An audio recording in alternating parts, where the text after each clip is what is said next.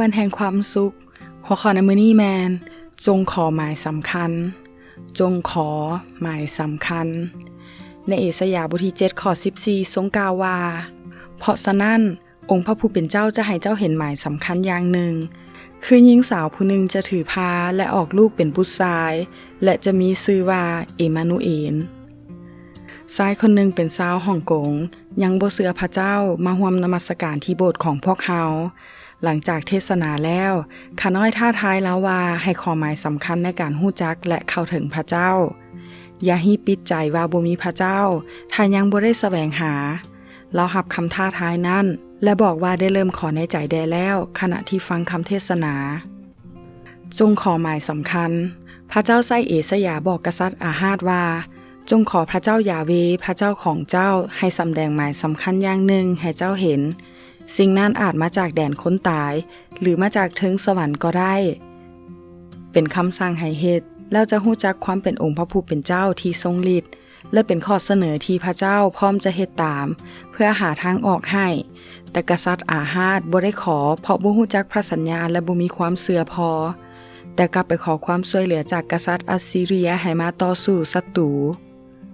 มีหลายคนเป็นคือกษัตริย์อาฮาดที่บ่เห็นหมายสำคัญเพราะบ่อยากขอและบ่ได้ขอจงขอหมายสำคัญของพระเจ้าพระเจ้าของเจ้าแม่นผู้ใดแต่องค์พระเจ้ายาเวนี้เฮ็ดหมายสำคัญให้แก่ผู้ที่ห้องขอ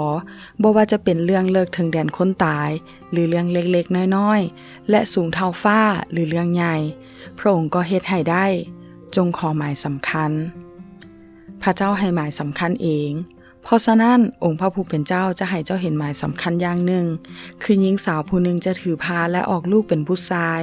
และจะมีชื่อว่าเอมานูเอลเมื่อมนุษย์บ่ขอก็บ่ได้เมื่อบ่เชื่อก็บ่เห็นดังนั้นพระเจ้าจึงให้หมายสำคัญเองเพื่อให้เป็นไปตามพระประสงค์ที่มีตั้งแต่ปฐมกาลในการช่วยกู้มนุษย์คือหญิงสาวพรหมจารีคนหนึ่งจะตั้งครรภ์บุตรนั่นก็คือพระเยซูด้วยฤทธิ์เดชแห่งพระวิญญาณบริสุทธิ์เพื่อช่วยกู้และไถ่มนุษย์ให้รอดพ้นจากความผิดบาปและมารร้ายได้นี่คือหมายสำคัญที่พระเจ้าเฮ็ดเองขอคิด